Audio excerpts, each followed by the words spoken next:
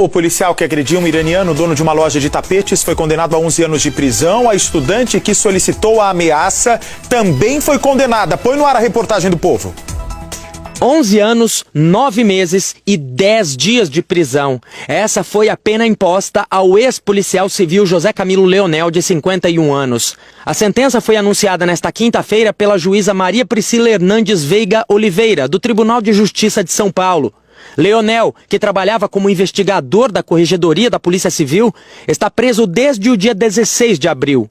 Ele é acusado de agredir e ameaçar o comerciante iraniano Navi Razolifar Tsaisan no início do ano. As câmeras de segurança da loja de tapetes gravaram as agressões. O crime teve a participação da estudante Yolanda Delce dos Santos, de 29 anos. Em dezembro do ano passado, ela havia comprado um tapete. Semanas depois, quis devolver a peça e pegar o dinheiro de volta, mas não houve acordo. Yolanda então saiu da loja e fez uma ligação. Imediatamente chega a viatura da Polícia Civil. Yolanda se aproxima e conversa com quem está ao volante e entra de novo na loja. Quem sai da viatura é José Camilo. Dentro da loja, os três conversam. O policial pede a nota fiscal da compra do tapete, que é entregue pelo comerciante. Em seguida, ele dá voz de prisão e tenta algemar Navi, que resiste. Eles lutam na frente de clientes e funcionários. Um dos empregados tenta apartar a briga. É nessa hora que José Camilo saca a arma e aponta para a cabeça do comerciante. Ao lado da viatura, mais violência. Navi está assustado e se recusa a entrar no carro da polícia. Vai continuar resistindo? Vai continuar resistindo? O investigador então chama reforço. São policiais do GOI, Grupo de Operações Especiais da Polícia Civil.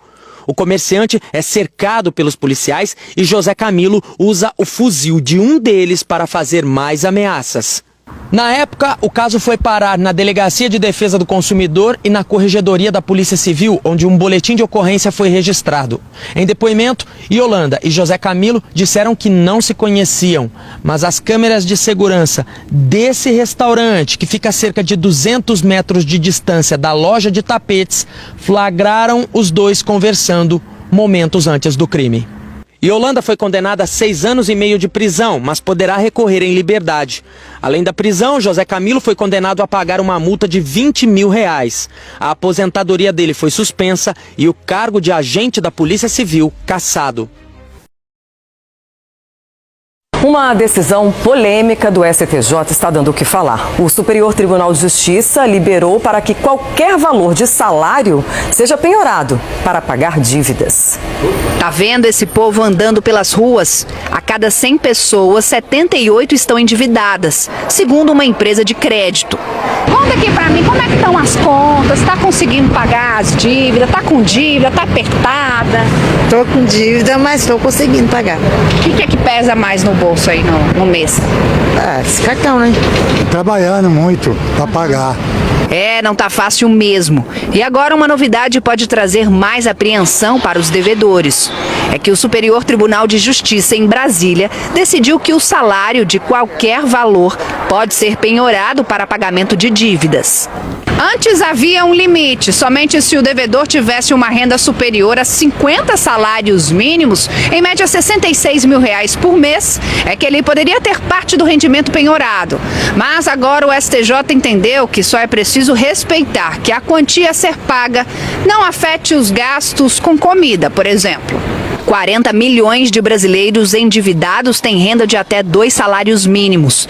Já imaginou ser surpreendido com parte desse valor bloqueado para pagamento de uma dívida? Eu tenho que me virar e pagar. Agora como paga? Como você paga? Porque todo mês aumenta e você tenta negociar, não consegue, e o salário você não pode receber. Eu acho uma injustiça, né, mano? Não é por aí, né? Tem que esperar você pagar e sem mexer no seu pouco que você ganha, né? A decisão dos ministros ainda pode ser contestada com um recurso, mas quando o trâmite estiver concluído, deve afetar muitos processos.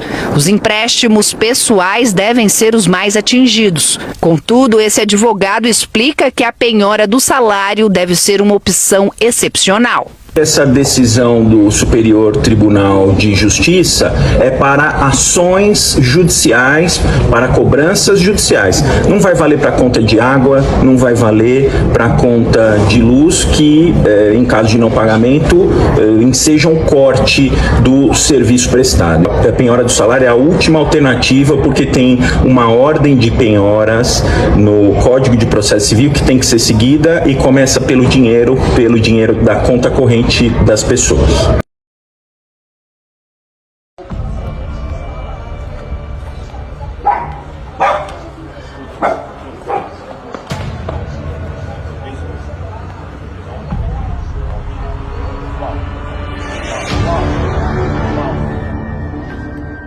Como neste caso em que esses dois policiais abordam este homem. Eles revistam e conferem documentos, mas não satisfeitos tentam derrubá-lo. Tudo foi gravado pelas câmeras de celular de um curioso. As imagens da atitude do PM repercutiu negativamente na corporação. Hoje em dia, os serviços têm que ser realizados dentro da lei. Caso o contrário, pode vir à tona.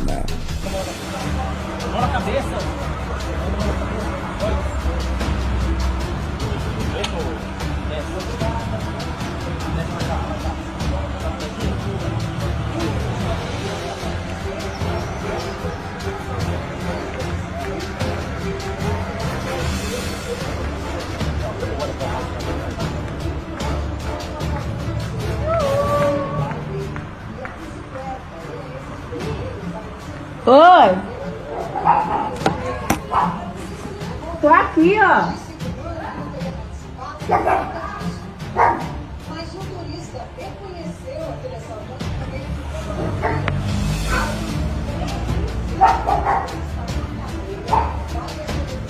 Tá sem chave?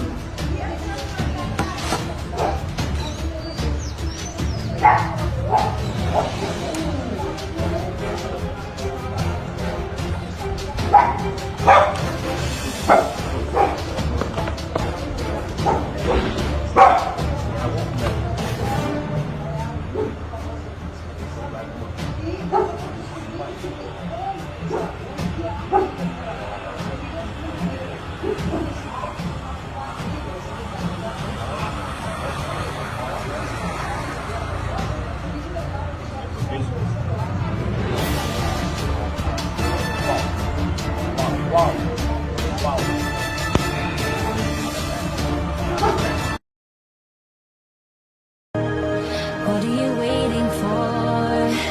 Fading in, fading out, on the edge of paradise. Every inch of your skin is a holy grail I've gotta find. Only you can set my heart on fire, on fire. Yeah, I'll let you set the pace, 'cause I'm not thinking straight.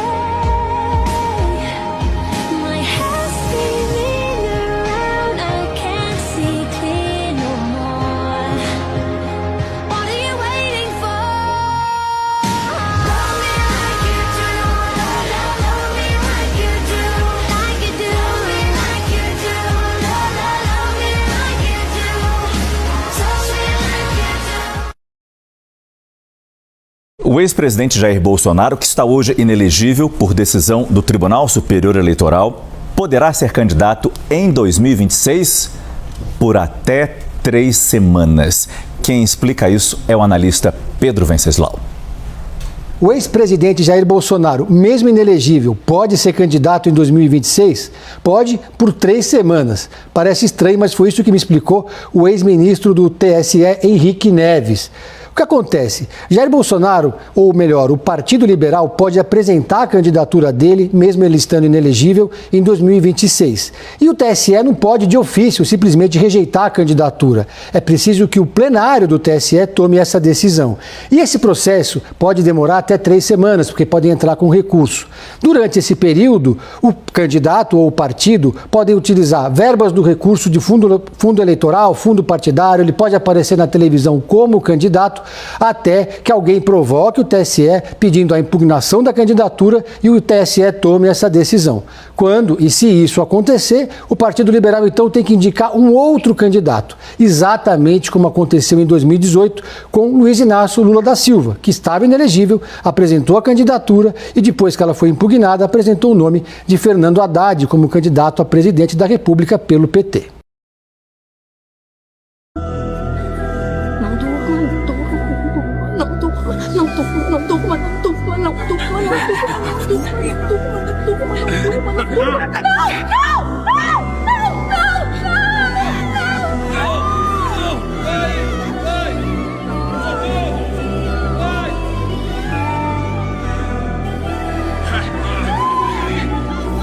Você está suando. Eles não suam, eles vão saber.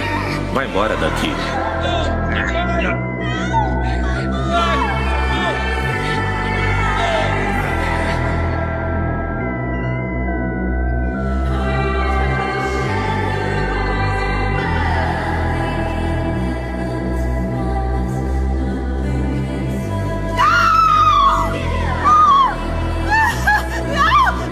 O que está fazendo? Não! Não! Não! Abra a boca!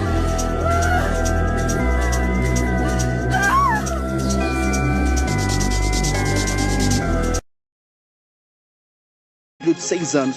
O filho, gente, que amava o pai. Ele que pediu à mãe para ficar com o pai, porque o pai disse que estava muito triste pela separação. Ou seja, ele foi para consolar o pai, cuidar do pai e acabou sendo envenenado. A gente está aqui ao vivo com o irmão, parte de mãe do Bernardo, o Thales.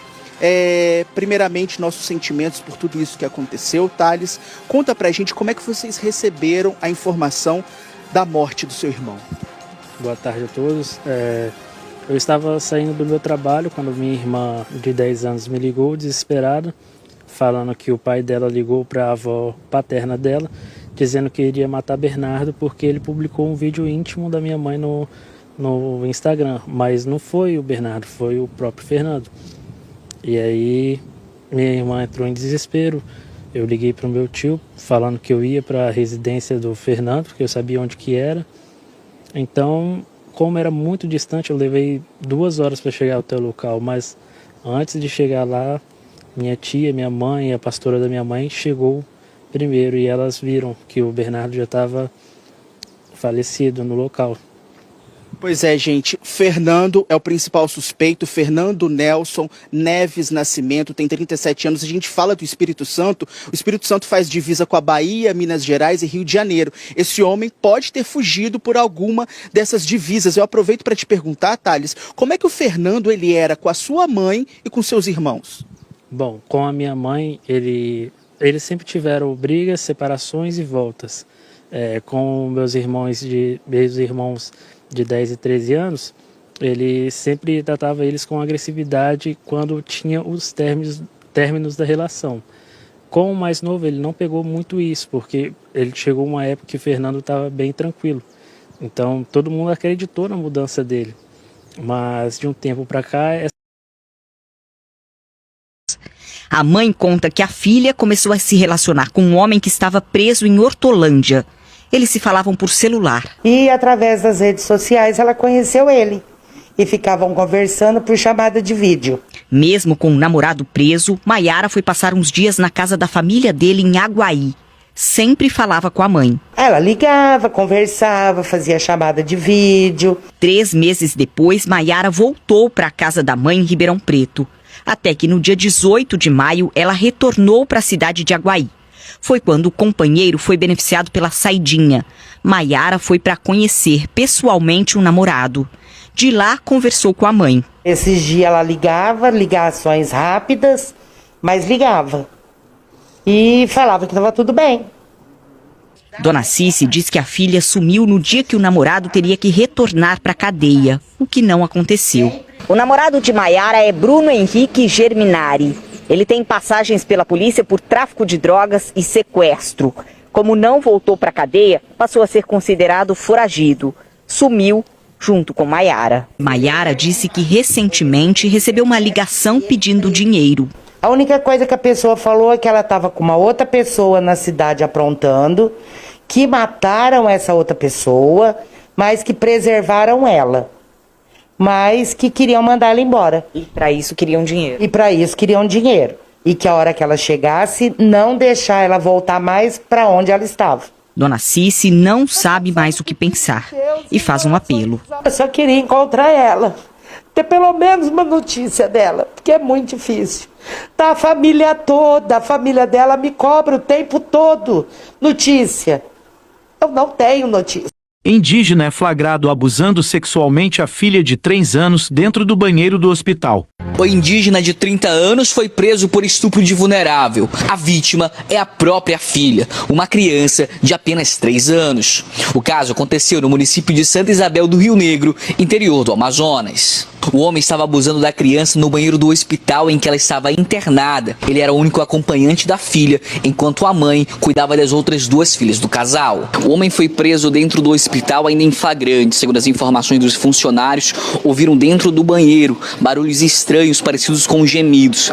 Ao ser questionado sobre o fato, o homem alegou que estava apenas dando banho na filha, mas aí pela desconfiança já dos médicos, ela passou por um exame de conjunção carnal e alegou de fato que ela estava sendo abusada pelo próprio pai, o indígena e também professor ali daquele município.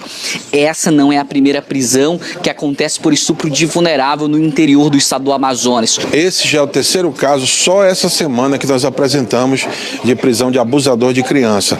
E esse é um que choca, porque não é qualquer pessoa, é um pai de 30 anos que tinha a obrigação e o dever de zelar pela integridade física, pela integridade da saúde das suas filhas, e era a pessoa que se aproveitava da inocência. O pai abusa da criança desde que ela é bebê de colo. Durante as investigações, foi identificado que as outras 2 filhas do suspeito, de 4 e de 7 anos, também foram abusadas por ele. As investigações seguem em andamento para identificar possíveis outras vítimas. São 3 filhas abusadas, 3, 4 e 7 anos de idade. Isso, na verdade, não é o pai, é um monstro, né? Nós trouxemos esse criminoso para Manaus, ele está aqui, porque lá na cidade, lá em Santa Isabel, não poderia permanecer, sob risco de ser a delegacia invadida, de colocar em risco nossos policiais, inclusive a vida dele mesmo. Esse criminoso que foi preso, ele é um professor da rede escolar, né?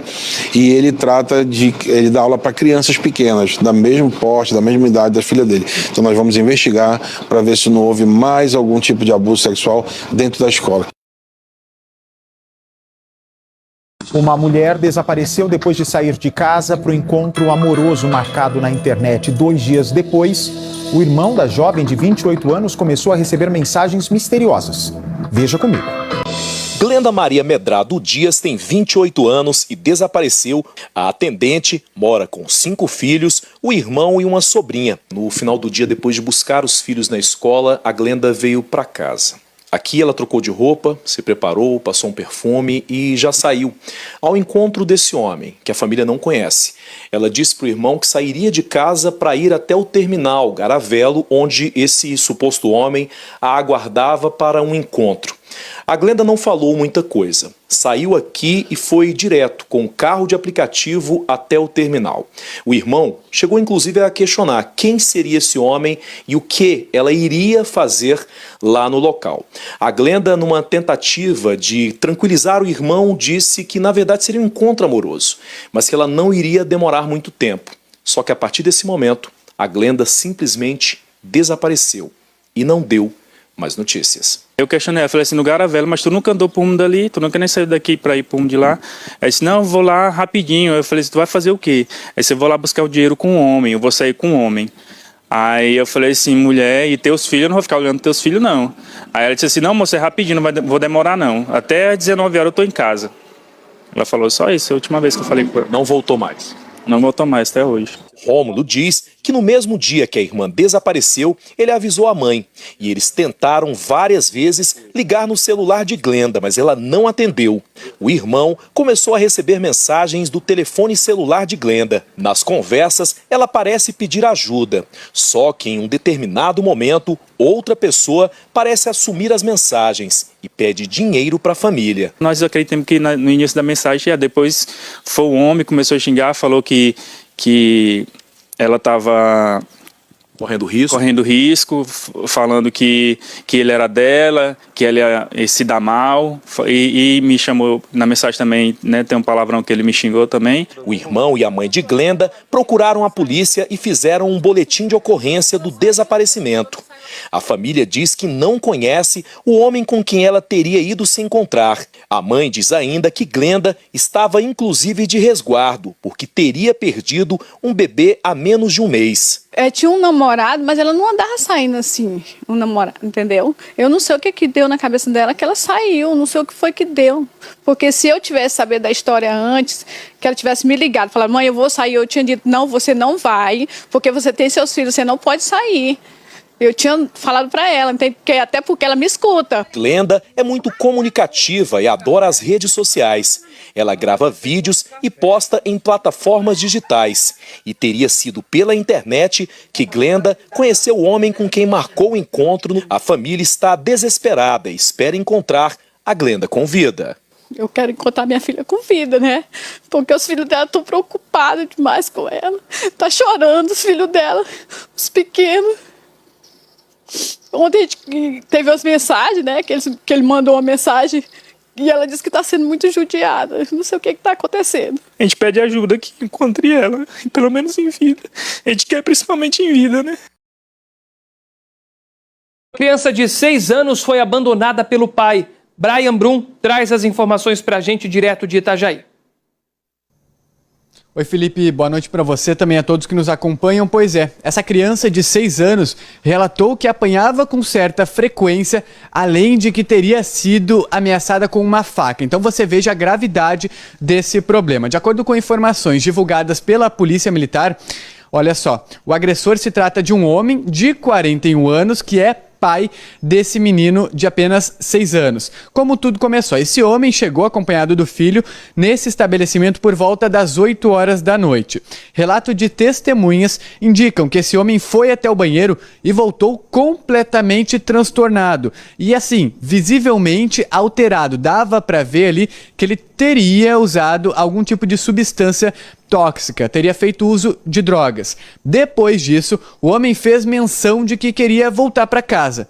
O filho, obviamente, ficou transtornado, ficou com medo e começou a chorar. Não quis voltar para casa. E foi nesse momento que esse homem, que se diz pai, deixou a criança para trás e foi embora. A polícia, claro, entrou na jogada, foi até a casa desse sujeito e lá eles encontraram esse rapaz completamente bêbado e falando nada com nada. Isso, claro, de acordo com informações divulgadas pela própria PM.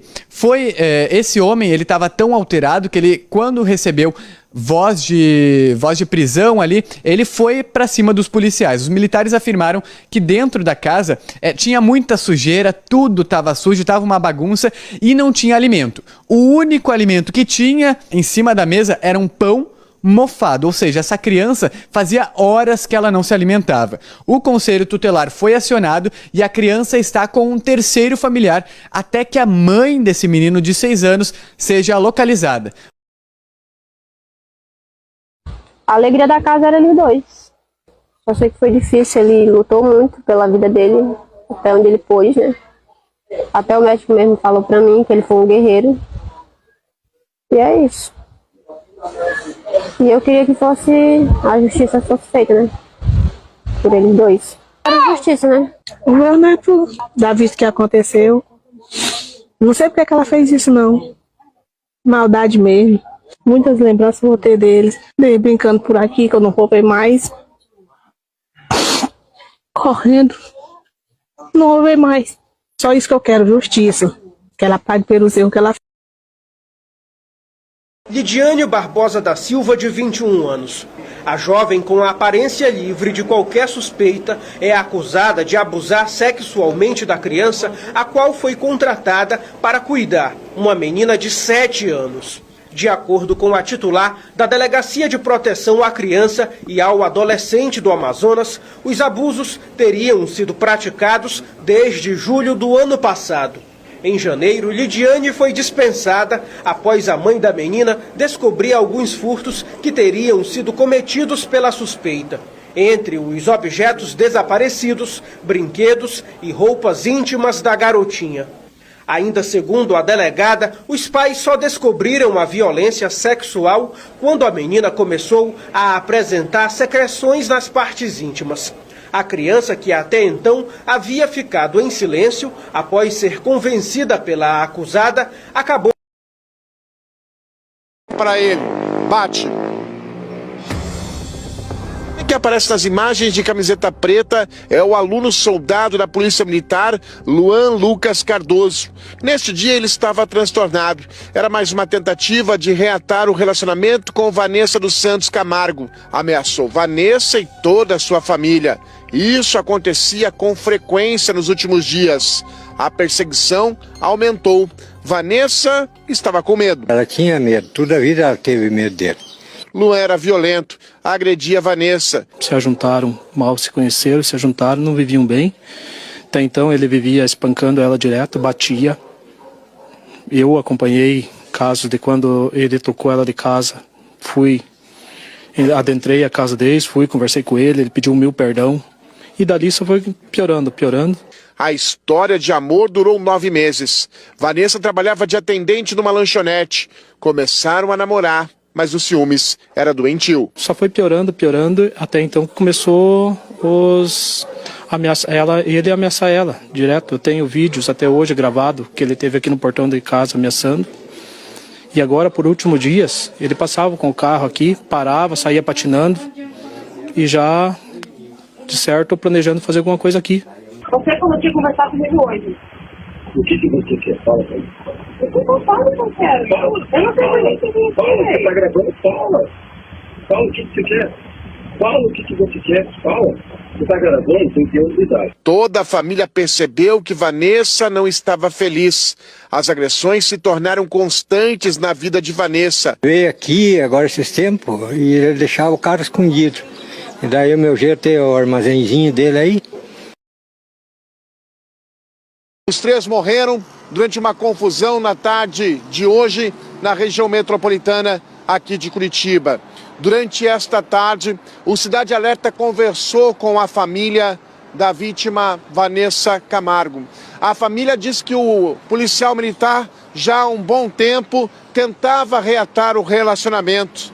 Ele procurava Vanessa, ele tentava fazer com que ela retornasse para a residência. Diante da negativa, o aluno policial militar, então, foi quem solicitou a ela um exame de reconhecimento de paternidade.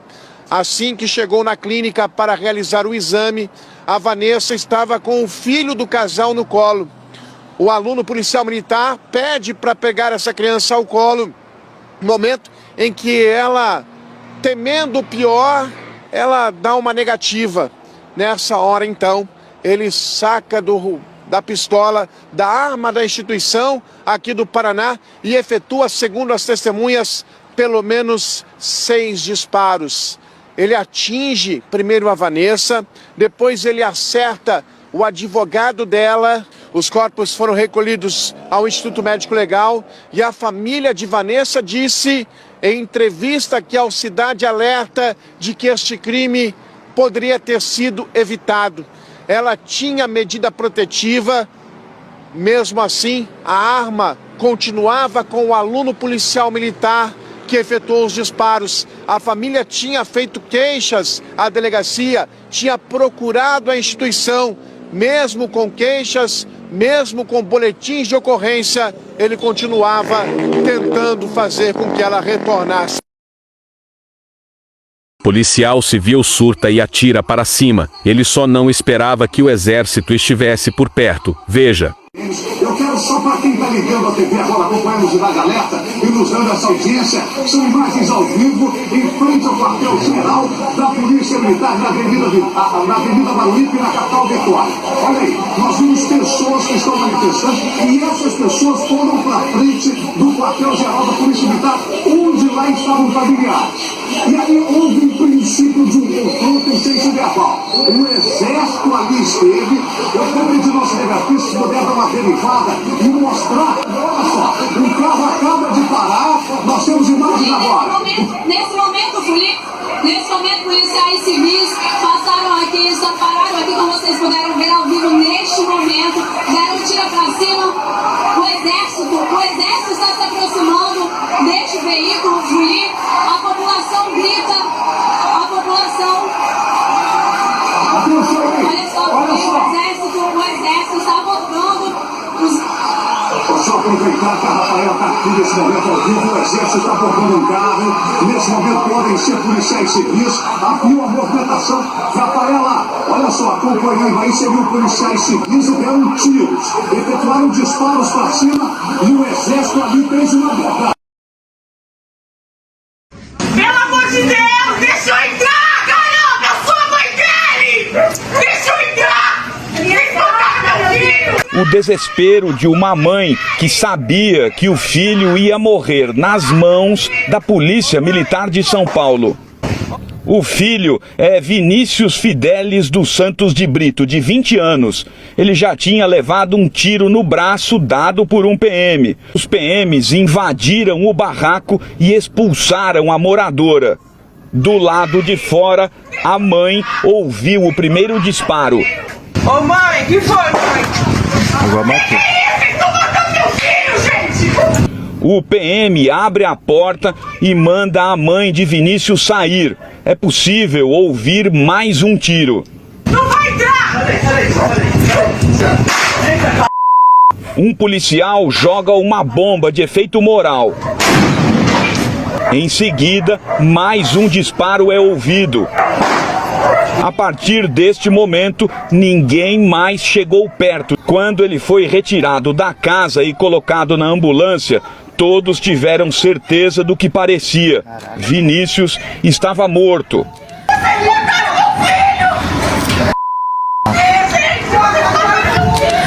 A versão da PM é completamente diferente. Os policiais dizem que faziam um patrulhamento quando deram de cara com 5 homens, 3 deles armados. Os PMs contaram que os suspeitos atiraram primeiro e correram para dentro da comunidade e que Vinícius estava armado com uma pistola dentro da casa e morreu numa troca de tiros. Motorista do Uber agride uma senhora de 68 anos por causa de um biscoito. São imagens revoltantes de um motorista de aplicativo que agrediu violentamente uma passageira. Quem é essa passageira? É a dona Fátima, de 68 anos, que estava voltando de uma consulta porque ela está com pneumonia.